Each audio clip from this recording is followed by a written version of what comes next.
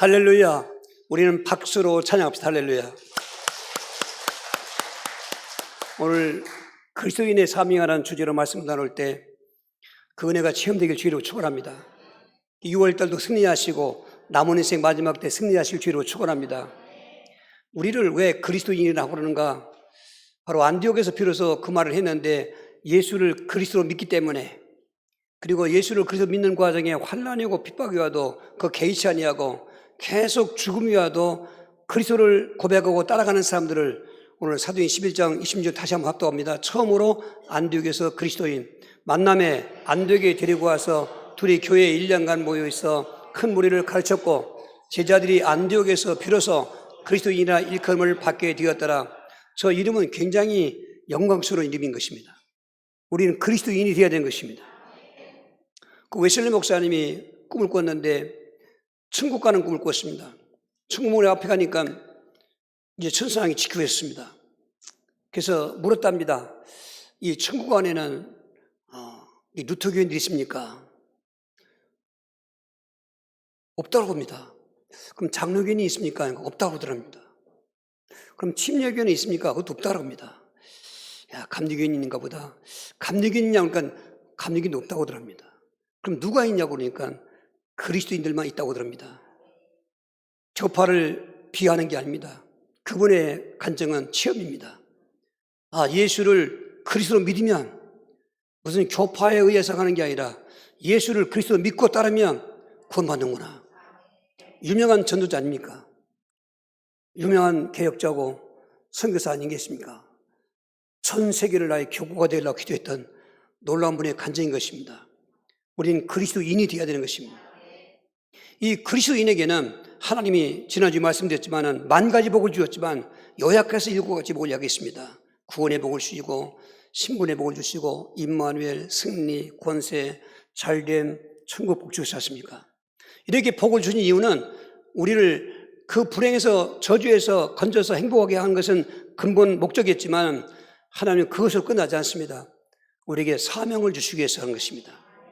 이 사명도 많은 가지 있지만은 기본적으로 7가지가 있습니다. 예배의 사명, 기도의 사명, 감사, 봉사, 순종, 사랑, 오늘 전도의 사명까지 오늘 요약해서 7개의 사명이 있는 것입니다. 이 사명을 감당하지 않으면 그냥 괜찮은 게 아니에요. 화가 있습니다. 고전 9장 16절에 이 복음을 전할지도 내가 자랑할 것이 없는 것은 부득불할 일이라. 내가 이 복음을 전하지 않으면 내게 화가 있을 것이라. 놀라운 파송을 내 간증이 하지 않습니까? 그런데 이 복음을 전하면 예수님이 제자들을 파송하실 때 이러저러한 말씀하시면서 마태복음 10장 32절에 너희가 사람 앞에서 나를 시인하면 나도 하늘에 계신 내 아버지 앞에서 너를 시인할 것이고 너희가 사람 앞에서 나를 부인하면 나도 하나님 앞에서 너를 부인하리라 말은 그런 엄청난 일인 것입니다. 우리가 전도할 때 예수님을 그리스도로 정할 때 예수님은 하나님 앞에서 주와 이름을 시인한다는 것은 기억한다는 그 말인 것입니다. 그런데 이렇게 중요한 사명인 전도가 우리가 지나갈 때가 있습니다. 지나치면 안 됩니다. 사명의 말씀을 붙잡아야 되는 것입니다. 베전 2장 9절에 너희는 택하신 족속이요 왕같은 제사장들이요 그의 나라요 소유된 백성이니 하고 이는 너희를 어두운 데서 불러내어 그의 기이한 빛에 들어가게 하신 자의 아름다운 덕을 선포하게 하려 하심이라. 디모데 4장 1절 2절에 하나님 앞과 산자와 죽은 자를 심판하실 그리스도 예수 앞에서 그의 나타나실과 그의 나라를 두고 엄히 명하노니 말씀을 전파하라. 때를 얻든지 못 얻든지 항상 힘쓰라. 명령 앞에 우리가 사명이 없다고요? 명령인 것입니다. 성천 메시지도 너는 천하대 만민에게 복음을 전파하라. 믿고 침례받은 사람은 구원받을 것이요 믿지 않은 정죄를 받으리라. 마지막 성천 메시지인데 오늘 사도 바울은 그 은혜를 체험하면서 사도 2장 24절에 그 말씀이 자기의 사명이라고 고백했는데 같이 합독합니다. 내가 달려갈 길과 주 예수께 받은 사명 곧 하나님의 은혜의 복음을 증언하는 일을 마치려면 나의 생명조차 조금도 귀한 것을 여기지 않으라. 하나밖에 없는 생명도 조금도 귀한 것이 여기지 않을 수 있는 것은 그는 바로 하나님 앞에 받은 사명이기 때문에 우리는 사명 앞에 목숨도 내놓는 것입니다. 크게 아멘 하셔야 되는 것입니다. 조는 사람도 아멘 하시고 참 깨시기 바랍니다. 그냥 왔다 가면 안 되지 않습니까? 정말 이렇게 중요한 전도인데 정작 그 전도 내용이 뭐냐가 또 중요한 것입니다. 전도 내용은 인생의 근본 문제를 진단해주고 거기다가 답을 주는 게 전도 메시지인 것입니다. 창세기 3장 사건을 신약에서 에베소 2장 1절 3절에 잘 요약해 놨습니다. 세 가지 문제를 말하고 있습니다. 그는 허물과 죄로 죽었던 너희를 살리셨도다.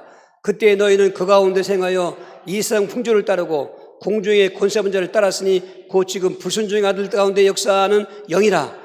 전에는 우리도 다 그 가운데서 우리 육체 욕심을 따라 지내며 육체와 마음이 원하는 것을 하며 다른 일과 같이 본질상 진노의 자녀였더니 1절과 2절은 근본 문제를 말한 것이고 3절은 근본 문제 때문에 나타나는 결과를 요약해 말한 것입니다. 우리는 태어날 때부터 죄인이라는 것입니다. 그리고 영적으로 죽었다는 것입니다. 하나님을 떠났기 때문에. 그리고 2장 2절에 공중권세만 따랐다고 하는 마귀에게 잡혀있다는 것입니다. 이와 같이 선악과를 따먹고 타락한 인간이 하나님 앞에 불신지를 지고 하나님을 떠나서 영적으로 죽어있고 그거를 마귀가 사로잡았고 진노의 인생을 살다가 진노의 저주의 지옥에 가게 하는 것이 인생의 그 불행한 이력서인 것입니다. 여긴 답이 있을 수가 없어요. 아무도 답을 줄 수가 없어요. 그 진노의 인생이라는 게 우리가 지금 느끼는 것이죠. 정신적인 진노가 있습니다. 육신적인 진노가 있고 생활의 진노가 있고 가정의 진노가 있고 내신 지옥 진노가 있고 죽어서 끝난 줄 알았더니 후대에게 그렇게 대물림되는 후대의 진노가 있는 것이 바로 진노 인생의 표현인 것입니다. 지금도 얼마나 많은 사람이 정신적으로 고통당했습니까? 우울증에다가 그리고 악몽에다가 환청에다가 자살 충동이 오고 있는 것입니다. 정신과 약을 먹어도 소용없습니다. 정신병원에 입원해도 소용이 없습니다. 일반적인 정신병 같으면 약의 도움도 필요하지만 영적인 정신병에 의한 정신병은 해답이 없는 것입니다. 그것도 인생은 다 하지 않습니까? 생로병사. 우리가 오늘 또 앉아있지만 지금 죽음의 길로 가고 있는 것입니다. 서울역에서 출발한 경부선이 부산역을 가는데 거기 가면 종착역이지 않습니까? 출사역을 출발해서 그 여행하는 나그네 길을 가다가 종착역인 사막역이 다가오는데 이거는 순서도 없습니다. 앞뒤가 없어요. 오늘 또 우리 죽을 수도 있습니다. 이게 얼마나 불행한 육신이겠습니까? 아무리 화장을 잘하고 좋은 옷을 입었어도 지금 몸은 죽어가고 있는 것입니다. 거기에 생활은 수고와 슬픔이고 때로는 예수 안에도 잘 되는 사람이 있습니다. 예수 안 믿어도 가정도 또 자녀들도 건강도 잘 되는 사람이 있습니다. 그거는 더 큰 저주인 것입니다. 왜냐하면 그것 때문에 하나님 믿을 필요성을 느끼지 않기 때문에 그런 것입니다. 다 그런 건 아니지만 그리고 가정은 지금 다 해체되고 있지 않습니까? 하나님이 가정을 세우는 것은 가족 공동체가 모든 사회 공동체를 이루는 근본이 되는 것이고 사람 살아가면서 어울려 사는 삶의 행복의 근거가 되는데 가정이 깨지는데 사탄이 다 갈라치기 하는 것입니다. 부부간도 갈라치기 하고 부모 자식도 갈라치기 하고 이제는 혈통 혈연도 없고 그냥 나 말세에 자기만 사랑하는 것처럼 오늘 이렇게 가는데 오늘 그렇게 가정 문제와 죽으면 지옥이고 그리고 후손이 대물림되는 약순환을 끊을 수가 없어요. 많은 사람들은 이거에 괴로워하고 있는 것입니다. 그래서 괴로워서 술 먹고 괴로워서 그냥 슬픈 노래 부르고 또 마약에 취하고 쾌락에 취하고 내가 착하게 살아봐야겠다 선행하면 될까 종교도 가져보고 점도 쳐보고 굿도 해보고 답이 없으니까 자살하는 겁니다. 이게 악순환인 것입니다. 여기다가 우리는 답을 줄 때 뭐 우리 교회가 어떻다 뭐 교포 그거 아닙니다. 사도행 16장 31절인 것입니다. 이르되 주 예수를 믿으라 그러면 너와 내 집이 구원을 받으리라 했어요. 선생들아 우리 어쩌면 좋을까? 빌립보 간수장이 그렇게 할 때 주 예수를 믿으라 그러면 너와 내 집이 구원받으리라. 주 예수가 도대체 어떤 분이길래 여러분 저는 오늘 여러분에게 예수를 소개하고자 합니다. 내가 예수를 수십 년 믿었는데 무슨 소개합니까? 뜬금없이. 그게 바로 교만인 것입니다. 그럼 예수를 대답하고 싶죠 누구냐고 할 때 저는 영적 문제 갖고 상담 오는 사람 주고 뭐 수없이 많은 사람 만났고 심지어 목회자, 선교사, 기도원원장 말할 거 없어요. 장로님들 말할 거 없고 저는 정확한 대답을 듣지 못했습니다. 예수님이 누구신가? 전도 메시지의 핵심인 것입니다. 예수님은 세례요한이나 엘리야나 에레미야나 선지자 중 한 사람도 아닙니다. 예수님은 주는 그리스도시요 살아계신 아들이신데 오늘 바울이 그 얘기를 한 것입니다. 주 예수를 믿으라고 할 때는 그리스도신 예수를 믿으라. 하나님이신 예수를 믿으라고 하는 것입니다.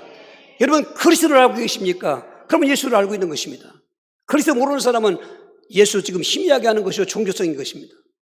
그리스도라는 크리스토스로 기름 부은 자만 뜻인데 선지자와 제사장과 왕의 직분을 말하고 있는 것입니다.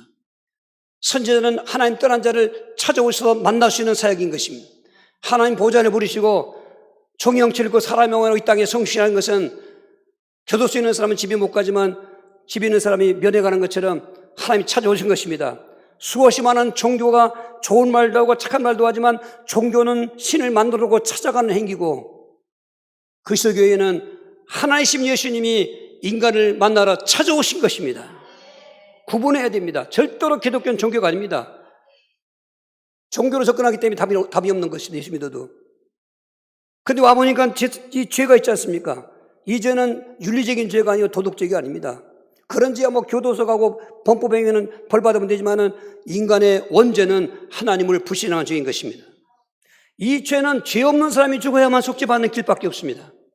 구약에는 사람 대신 그 대체 방법으로 죄물을 잡아서 죽였지만 그건 일회용이고 영원하지 않습니다. 이제는 하나님이신 예수님이 사람이 되어 오셔서 선지자로 인간을 만나주시고 십자가에서 저주받은 몸으로 나무에 달려서 저주받았다고 신명기 21장 23절에 예언한 대로 저주받은 몸으로 죽으셨을 때 양손에 또 양발목에 머리에 가시관 쓰고 채찍은 온 등어리가 맞아서 채찍에 맞아서 유혈이 낭자하고 옆구리에 긴 창으로 확인사살하고 해서 북절리 물과 피를 다 쏟고 할 때 그 피가 우리 모든 불신죄, 조상죄, 내가 짓는 자범죄까지도 그 피에 다 정력해 해 주시는 것입니다. 이런 말씀 들을 때 전율이 흘러와야 되는 것입니다. 그렇게 놓아서 죽으시면 끝나면 소용없습니다. 그리스도라는 증거는 죽은 자 가운데 살아나셔야 되는데 어떤 사람이 죽었다 살아납니까? 물론 구약에도 신약에도 우리 생활하는 주변에도 죽었다 살아난 사람이 있습니다. 그건 부활이 아닙니다. 소생한 것입니다. 부활의 몸으로 살아나셔야 되는 것입니다. 부활한 말은 다시 죽지 않는 몸을 말하는 것입니다.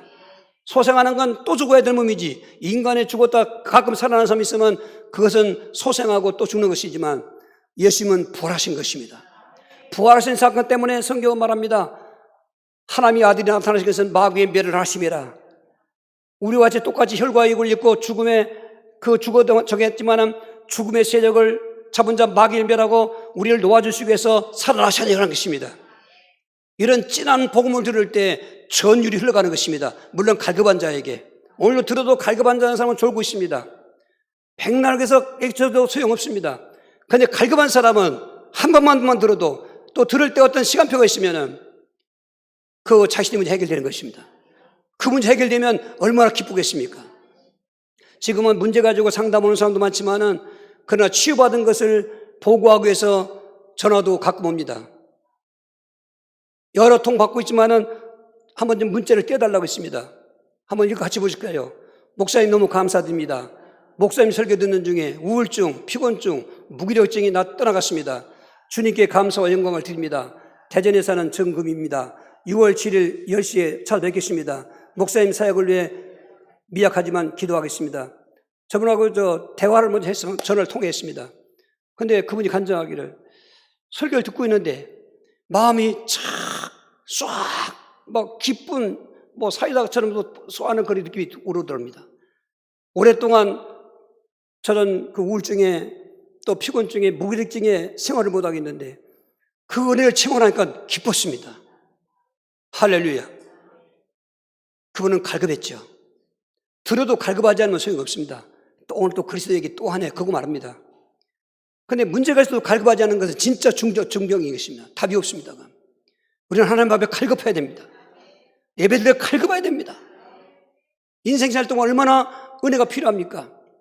이제 그리스도인이 되어서 은혜 받았다면 은혜 위에 은혜가 있는 것입니다. 오늘 안디옥교회는 그 모범적인 교회인 것입니다. 은혜 받은 저들이, 그리스도인이라고 인칭받은 저들이 오늘 전도의 사명을 감당하니까 거기다가 또 은혜 위에 은혜를 주시는 것입니다. 이들이 전도했을 때 그 상황을 한번 생각해 보겠습니다. 11장 19절 20절입니다. 그때 스데반의 일로 일하는 환난을 말미암아 흩어진 자들이 베네게와 구보로와 안디옥까지 이르러 유대인에게만 말씀을 전하는데 그 중에 구보로와 고레네 몇 사람이 안디옥에 이르러 힐라에게도 말하여 주 예수를 전파하니, 그때 스데반의 일로 일하는 그 말은 말이죠. 사도행 7장 55절 60절에 첫 번째 안수입사였던 스데반 집사님이 돌이 맞아 죽어요. 왜? 예수를 그리스도라고 전한다고. 지금 그러니까 우리가 얼마나 좋은 이 시대에 살고 있습니까? 그러나 우리 선조들도 이 복음 때문에 많은 고난도 겪고 순교도 한 적 많이 있지 않습니까? 그러니까 이 예루살렘 교회가 그냥 흩어진 것입니다. 살 수가 없으니까. 유유상종이라고 거기에서 정말로 그리스도인이라고 일컬음받을 만한 사람들끼리 모여가지고 예루살렘에서 지금 피난 가지요. 안디옥까지 먼 거리입니다. 지금은 터키 남부지요. 레바논이 북쪽이고 정확하게 키로수가 한 230km쯤 되는 그 먼 길을 무엇 때문에? 예수 믿는 믿음을 지키기 위해서. 거기다가 어떤 고문당하고 죽을 줄 모르니까 이 사람 죽인 사람들 보면 그 사람 죽이는 게 재밌답니다. 이게 마귀 역사죠. 지난주에 어떤 그 젊은 여성이 자기 또래를 죽일 때, 야, 사람 어떻게 하면 죽이지? 그래서 죽였다 하지 않습니까? 흥미 가지고. 그게 귀신 역사하는 것입니다. 그렇기 때문에 그 핍박 앞에서 믿음을 지키기 위해서 무슨 뭐 돈 벌러 간 것도 아닙니다. 삶의 터전을 다시 바꾸기 위해서 아닙니다. 오히려 그 이방인 땅 안디옥까지 멀리 간다는 게 모험이지만, 그러나 거기는 해발 600m가 넘는 그래도 좀 해변까지만은 높은 산악지대여서 거기 숨기 위해서 간 것도 있겠습니다. 그런데 거기서 마음껏 예수를 전하는 것입니다. 예루살렘이 어려우니까 전도하기 위해서 간 겁니다. 그리스도인으로서 전도의 사명을 받고 사명 감당을 한 것입니다. 그런데 처음에는 유대인에만 했습니다. 이게 예루살렘 교회 수준입니다. 예루살렘 교회는 은혜 받고 나서도 이방인에게 복음 전하지 않았습니다. 그래서 이 헬라인에게도 전했다 말은 그건 선교를 말하는 것입니다. 헬라는 유대인이 아닌 것입니다. 다 탐험하는 것입니다. 그런 죽음을 각오하고 먼 길을 가서 그리스도인의 은혜를 받고 나니까 견딜 수 없어서 그 복음을 전하기 위해서 갔던 이 안디옥 교회에 은혜 위에 은혜가 임한 것입니다. 저는 우리 개인도 마찬가지고 명문교회도 이렇게 은혜 받았습니다만은 앞으로 더욱 은혜 위에 은혜가 있길 주의로 축원합니다. 오늘 5가지 은혜 위의 은혜가 내게 체험되길 주의로 축원합니다. 첫 번째로 안디옥 교회는 그런 상황에서 복음을 전도하는 사명 감당했더니 주의 손이 함께하는 은혜를 받게 된 것입니다. 11장 21절입니다. 주의 손이 그들과 함께 하심에 수많은 사람들이 믿고 주께 돌아오더라. 주의 손이 함께 했단 말은 예를 들면 아장아장 걷는 걸음마처럼 배운 애가 엄마가 다 붙잡고 하는 것입니다. 우리는 지금 이만큼 어른되고 사회적인 경험도 있고 내가 건강하고 실력이 잘 사는 것 같지만 그렇지 않습니다. 하나님이 내 손을 붙잡아 주셔야 되는 것입니다. 불신자들은 이걸 모르지만은 정말 예수 믿고 은혜 받은 사람들은 한시도 하나님이 나를 붙잡고 계시지 않으면 안 된다고 생각이 되는 것입니다. 언제 어떻게 우리가 믿음도 그리고 생활도 파괴될지 모르기 때문인 것입니다. 완전하게 평안하게 확실하게 하는 것이 주의 함께한다 임마누엘인 것입니다. 여러분도 살기 힘들고 환경과 상황 속에 위기 만나서 많지 않습니까? 이럴 때일수록 우리는 전도하게 되면 주의 함께하는 걸 지식이 아니라 체험하게 되는 것이죠. 저도 26년 동안 우리 교회 계속 지도할 수 있는 무당사역도 주의 손이 함께하는 걸 체험하기 때문에 하는 것입니다. 그 은혜 위에 은혜가 있는 것입니다. 지식으로 임마누엘이 아닙니다. 체험하는 것입니다. 할렐루야. 심지어 지난주도 우리 사모님과 그런 얘기 했습니다. 마음만 먹어도 주시네 그런 것이죠. 할렐루야. 마음만 먹어도 주시네. 저는 지금 이렇게 오랜 동안 결혼 생활을 했어도 사실은 아내로서의 어떤 그 대상으로 해준 게 별로 없습니다. 그런데 하나님이 대신해 주시는 거예요. 아멘. 주에서 함께 하시는 거예요. 그러니까 더 신나는 거죠, 이게.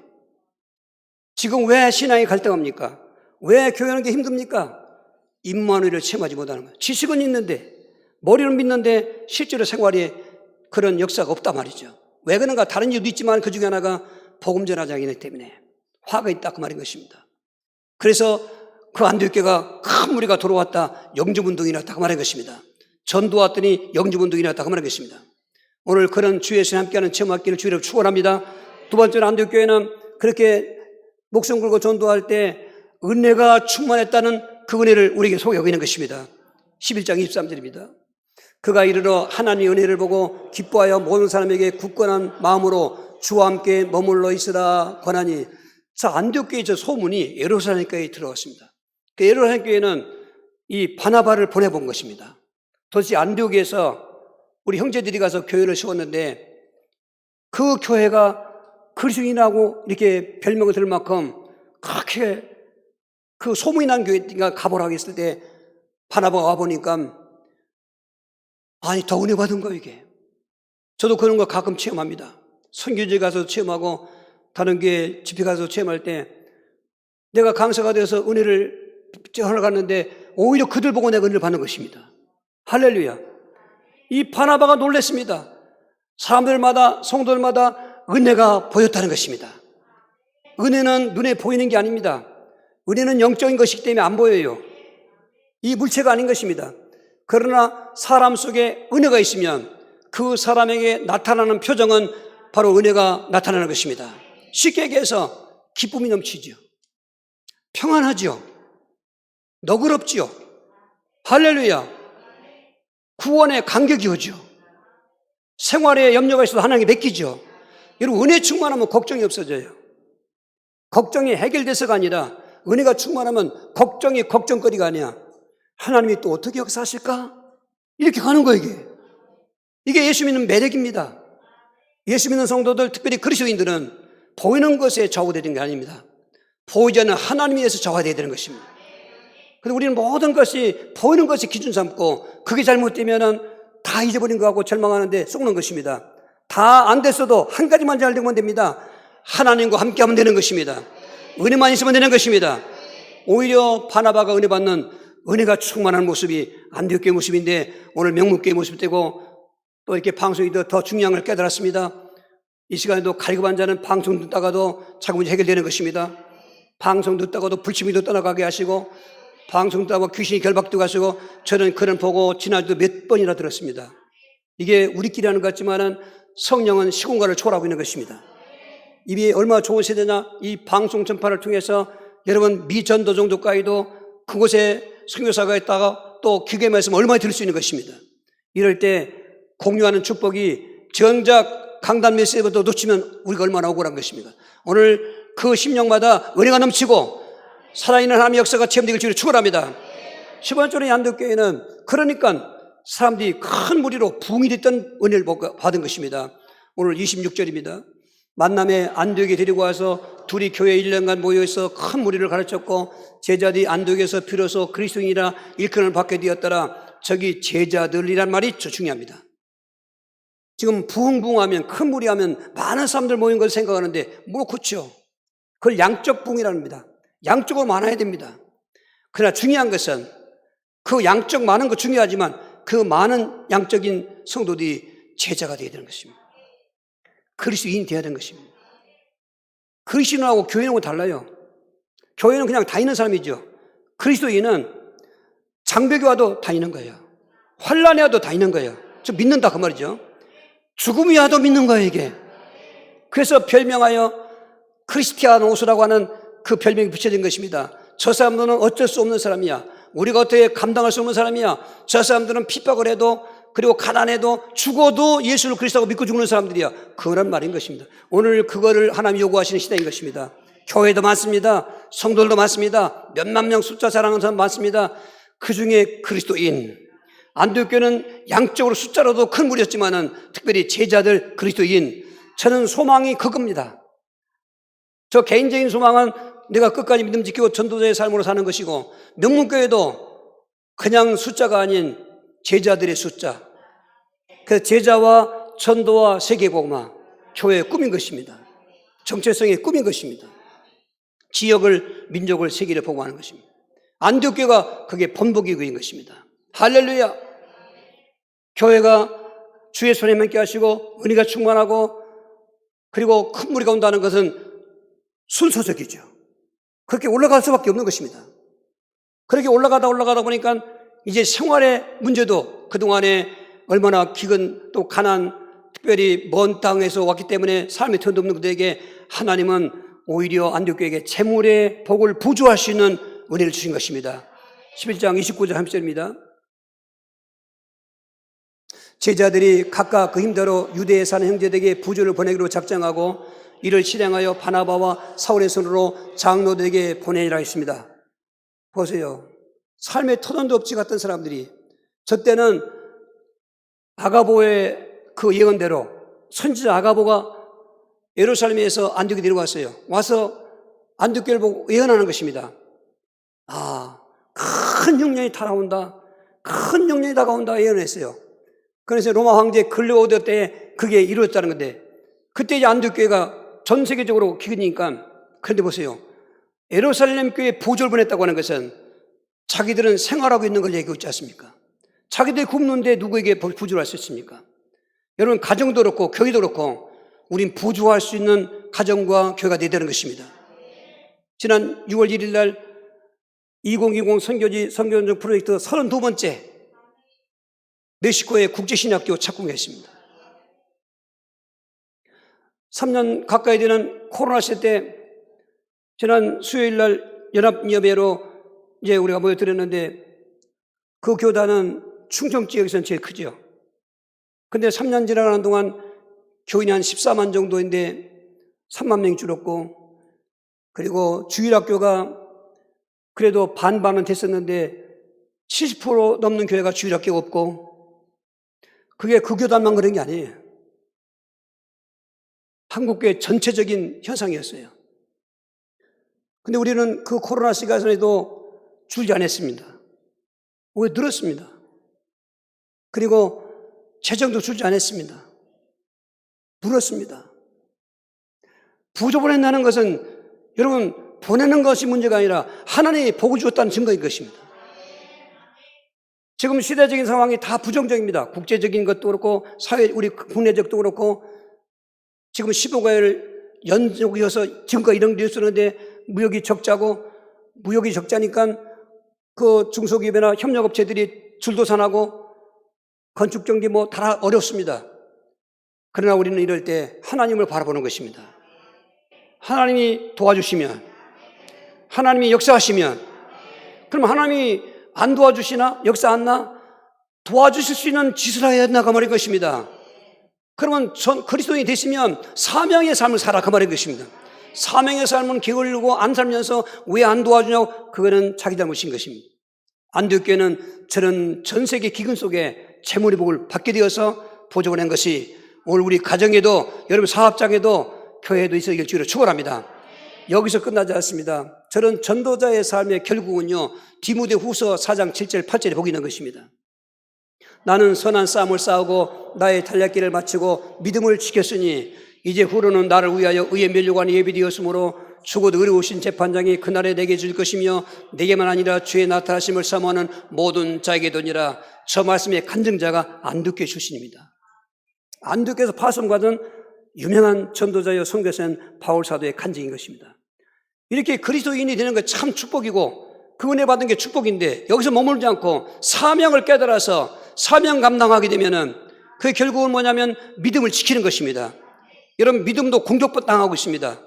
한 번 구원은 영원한 구원, 그건 하지 마세요. 성경에 어디 있습니까? 그게 무슨 모태 신앙이라는 게 성경에 어디 있습니까? 개인이 예수 믿어야지. 이렇게 쏘가가지고 지금 신앙생활이 흐지부지는 거예요. 이게 확신도 확신 가지고 확신해야지. 한 번 구원은 영원한 구원이니까 나는 택함 받은 백성인 거. 마치 택함 받은 백성, 하나님은 택했지만 자기가 떠나는데요. 나 이런 말하면 화가 나요. 그러고 나는 믿는다고 그러는 거예요. 되는 게 있어야지. 많은 분들이 오는 분들이 아주 신앙의 이력이 굉장한 분들입니다. 귀신 앞에는 꼼짝 못 드는데, 그나마 그것이 그들에겐 축복입니다. 깨닫게 하시니까. 그 전도사님이 간증했습니다. 그 가족이 다 목회자 가정이고, 근데 귀신 들어왔는데 답이 없을 때 우리 교회에서 있다가 치유받고 나가셨는데, 그분들이 목사님 감사합니다. 하나님 감사합니다. 우리가 그리스도 비밀 모르고 예수 믿을 뻔했는데 그리스도 비밀 알고 예수 믿고 귀신 나가는 체험을 하니까 이제 바른 복음 깨닫게 감사하겠습니다. 그래서 할렐루야. 저는 비난하거나 그런 말이 아니에요. 성경적으로 믿고 성경적으로 살자 그 말인 것입니다. 오늘 안디옥교회가 모델인 것입니다. 바울 사도가 간증하는 것입니다. 나는 그 많은 파란만장한 시대를 보냈지만 하나님 나와 함께 하셨고, 그리고 늘 체험했고, 그리고 선한 싸움을 싸우고 이제 마지막 전도자의 달려갈 길을 마치려고 하는 것입니다. 믿음의 아들 디모데에게 보내는 편지 속에서 마지막 부분이, 내가 이제 믿음을 지켰으니 해놓고는 이제 후로는 나를 위하여 의의 면류관이 예비되었으므로 주께서 그날에 주실 것이며 나뿐 아니라 주의 나타나심을 사모하는 모든 그리스도인들에게 하라는 것입니다. 그 속에 저와 여러분이 있어야 되는 것입니다. 이 면류관은 최고의 영광을 말하는 것입니다. 옛날 월계관, 임금이 쓰고 있는 그 관, 이런 걸 생각했지만은 그런 그 스테파스라든지 이런 그 면류관은 썩을 면류관입니다. 근데 성경에서 말하는 면류관은 영원한 영광의 면류관인 것입니다. 믿음의 최고의 수준이 의의 면류관인 것입니다. 믿음, 의. 그렇게 전도자로 산 삶은 그 믿음이 면류관 믿음이라는 것입니다. 그리고 그 영광은 영원한 영광이라는 것입니다. 우리가 꼭 그거 바라고 전도한 게 아닙니다.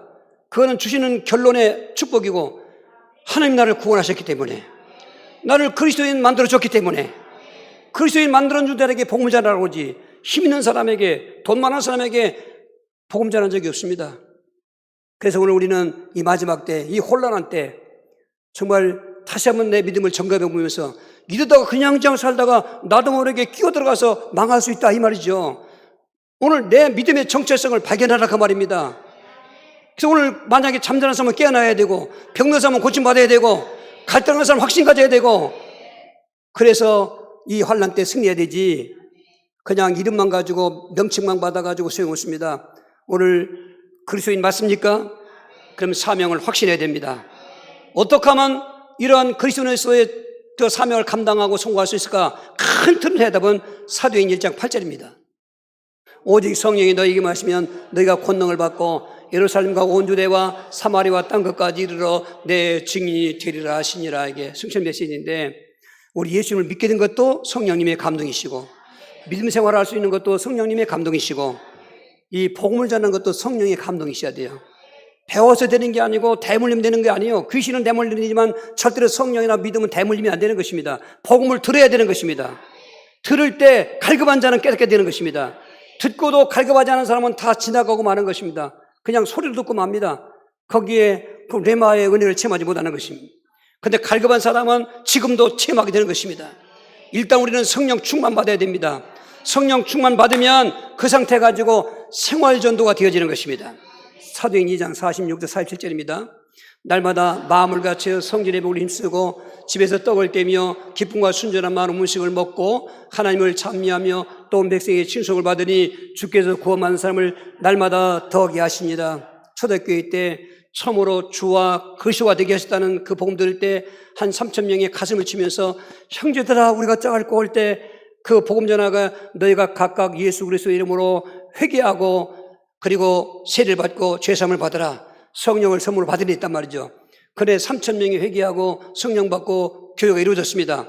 성령 충만한 저들은 기쁨이 충만했습니다. 대개 그들 수준에 보면 초대교회 생활의 구성원들 보면 가난한 자들이었고, 그리고 노예 출신도 있었고, 그리고 종들도 많았고, 그리고 홀로 된 여인들 과부들도 많았고, 고아들도 많았고, 하여튼 사회적으로 정말 다 약자들 뿐이었습니다. 그런데 그들이 갑자기 성령의 충만받고 구원받고 나니까 그게 다 현실이지만 없어져 버리고 거기 강력한 디나미스인 성령의 권능이 맺던 것입니다.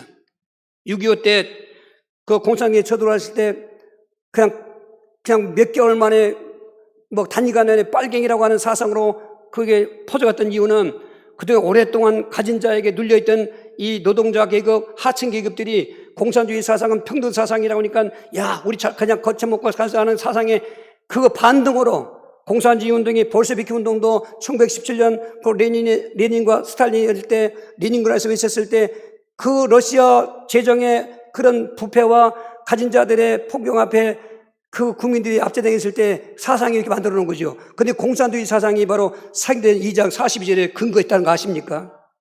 공산주의 사상은 이론은 맞아요. 실체가 아닙니다. 오늘 초대교회가 공동생활할 때 이 얼마나 놀라운 축복이라는데 막 기쁨이 충만한 거예요, 이게. 그 은혜 받고 나니까 기쁨이 충만해요. 가난한 것도 물러가고, 뭐 노예 종도 물러가고, 과부도 물러가고, 세리 창기도 물러가고, 나는 구원받았구나.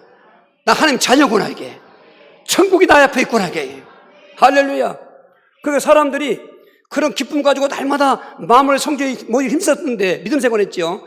근데 안 믿는 사람들이 볼 때, 야, 저 사람들 보니까 좀 변했네. 칭송했다. 칭송받고 나니까 뭐요? 주께서 날마다 구원만 사람을 더하겠다. 이걸 생활전도라는 것입니다. 예수 믿고 나면 289장 찬양이 되는 것입니다. 주 예수 내 마음에 들어와 계신 후 변하여 새 사람 되고, 새 사람 되는 겁니다. 모습은 옛날 그 사람인데 생활이 달라졌습니다. 흔히 남자들 경우는 술, 담배가 끊어져 버려요. 예수를 그리스도로 체험하면 습관과 버릇이 고쳐진단 말이죠. 끊을 수 없는 술, 담배가 저는 창피한 감정이지만 방탕하여서 술 먹고 그런 게 아니에요. 너무 괴로워서. 밤마다 차려 죽도록 오고 참 괴로운 거예요. 머리 깎고 죽을까? 숙질 떠나서 그것도 안 되겠더라고요. 그 백발성성한 할머니 앞에 막내 6살밖에 안 됐는데 그때 예수 영접했잖아요. 예수 믿고 나니까 삶이 달라졌어요. 청년이 없어져 버렸어요. 갑자기 중년으로 뛰어 올라갔어요. 의젓해지고 담대해지고 전 사람 앞에 나가지 못했어요. 1년 동안 4km밖에 못 나갔어요. 산만 나고 두려웠어요. 술, 담배를 쪄들었었는데 예수 영접 원하니까 문제 해결된 것도 없어요. 그냥 문제 있어요. 여전히 빚은 빚대로 있고 가정에 살림이 없어요. 근데 지금처럼 또렷하게 그리스도로는 그 직분의 은혜를 몰랐지만 십자가의 은혜, 부활의 은혜, 가장 기본적인 거 우리 목사님이 그 메시지를 잘했어요. 지금도 그 노트를 갖고 있습니다. 다 설교 적었어요. 목마르서 영을 바라겠다고 너무 괴로우니까 갈급한겨져요. 그냥 괴로운 게 오히려 역설적으로 전화박된 거죠.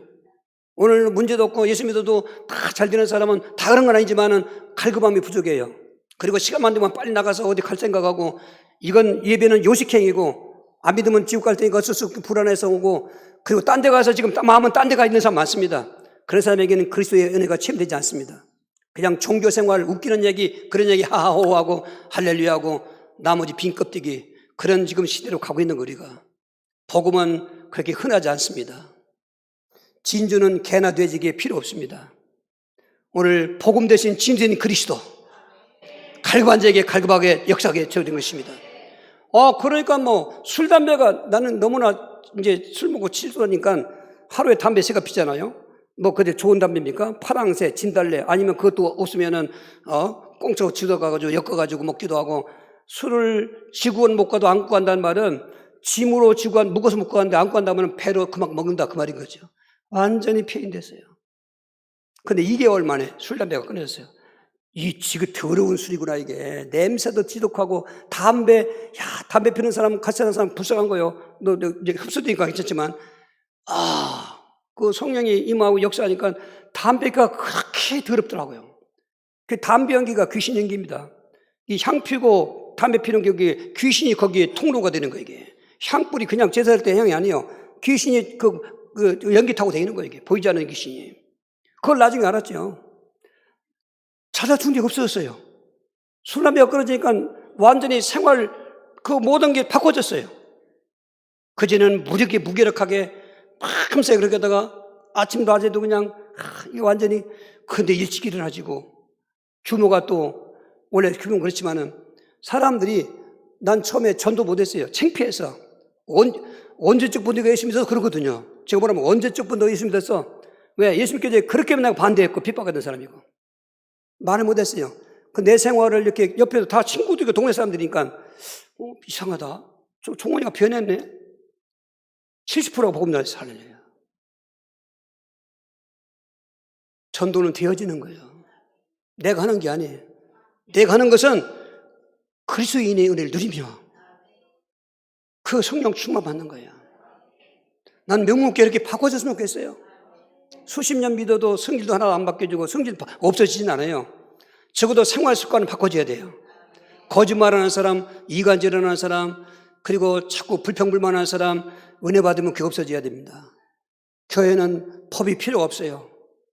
교회는 논쟁이 필요 없습니다. 은혜가 다, 성령이 다 거기에 해답인 것입니다. 우리가 각자 달라도 서로가 성령 충만하면은 너와 나는 같은 존재임을 알게 되고 서로 사랑하게 되고, 그러면 그런 공동체를 욕할 사람 없습니다. 불신자들이 대놓고 예수 욕하지 않습니다. 예수 나쁘다고 하지 않습니다. 예수 믿는 사람들을 나쁘다고 하죠. 우리는 예수님께 영광을 돌려야 되는데 오히려 예수 영광 가리우면 이거 얼마나 불행합니까? 근데 저는 생각할 때 많은 분들이 그렇게 가고 있다는 거예요, 이게. 그럼 자기는 또 믿고 있다는 겁니다. 어느 날 선을 넘으면 나 너 모른다면 어떡할 겁니까? 그때 거기서 할 겁니다. 한 번 택했으니까 용한 구인데 왜 그러시면 그럴 겁니까? 마태복음 25장의 열처녀의 비유, 또 달란트의 비유, 양거임수 비유는 불신자와 신자 비유가 아닙니다. 성도들 간에서 미련한 처녀가 있을 것이고, 성도들 중에서 한 달란트 만짜가 있을 것이고, 성도들 중에서 염소가 있다는 것입니다. 곡식과 가라지는 구분됩니다, 종자가. 그런데 성경은 곡식을 증거하는 것입니다. 곡중에서 알곡과 쭉정이를 갈라놓는 것입니다. 쭉정이가 가라지보다 더 불쌍한 이유가 거기 있는 것입니다. 우리는 정말 깨달아야 됩니다. 내 삶이 변화가 되어야 돼요. 억지로 안 됩니다. 그리스도의 은혜를 누리는 것입니다. 성령의 춤을 나가는 것입니다. 그리고 관계전도 성공하는 것입니다.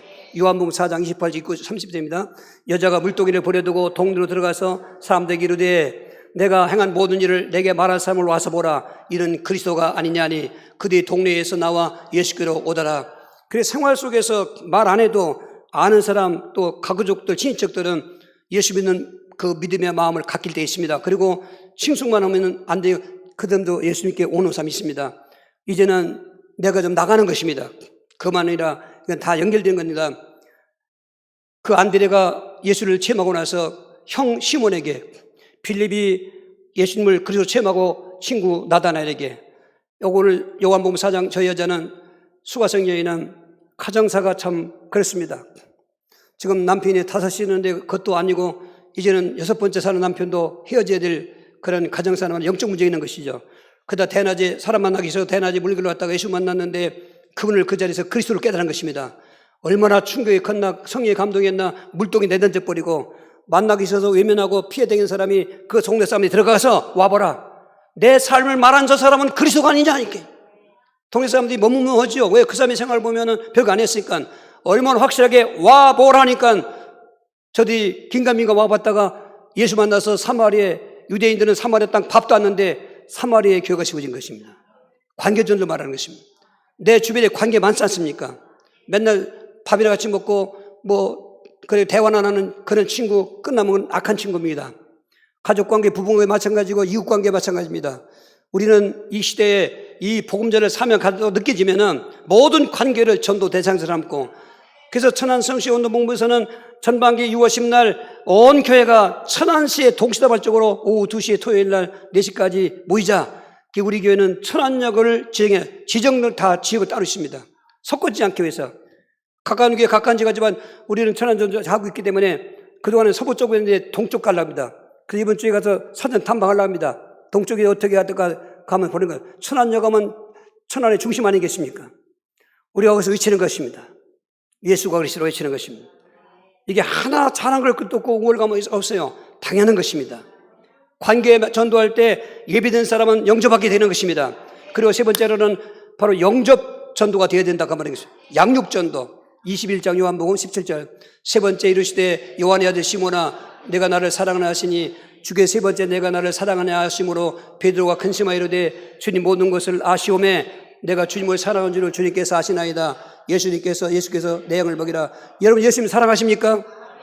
그럼 예수님이 고맙다 그런 게 아니고 내 어린 양을 먹이라. 이게 세 번째 하는 거예요. 이게. 15절서부터. 그러니까 계속 물으니까 베드로가 아이고 내가 말하는 게 의심스러운가? 주께서 하시나이다 했단 말이죠. 예수님 알죠? 내 어린 양을 먹이라. 양육운동하는 것입니다. 양육은 예수 영접한 사람들이 뭘 전도합니까? 이 양육이 얼마나 중요하냐면 마치 어린애를 해산했잖아요. 그럼 엄마가 젖을 먹여서 하는 거예요, 이게. 보살펴서 하는 거예요, 이게. 양육해서 하는 겁니다. 이 영적인 상태 마찬가지요. 이 예수를 영접해서 영혼 구원 받았잖아요.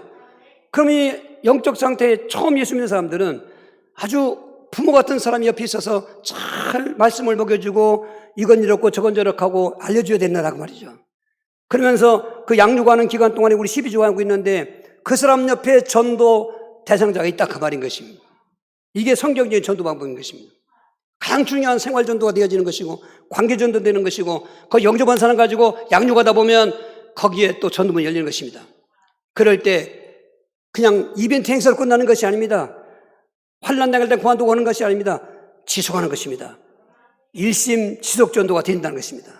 오늘 본문의 19절 다시 한번 읽겠습니다. 그때 스데반으로 일어난 혼란을 말미암아 흩은 자들이 베네게와 구보로와 안디옥까지 이르러 유대인에게 말씀을 전하는데 그 중에 구보로와 구레네 몇 사람이 안디옥에 이르러 힐랑이도 말하여 주 예수를 전파하니 예루살렘에서 전도한 사람 아닙니까?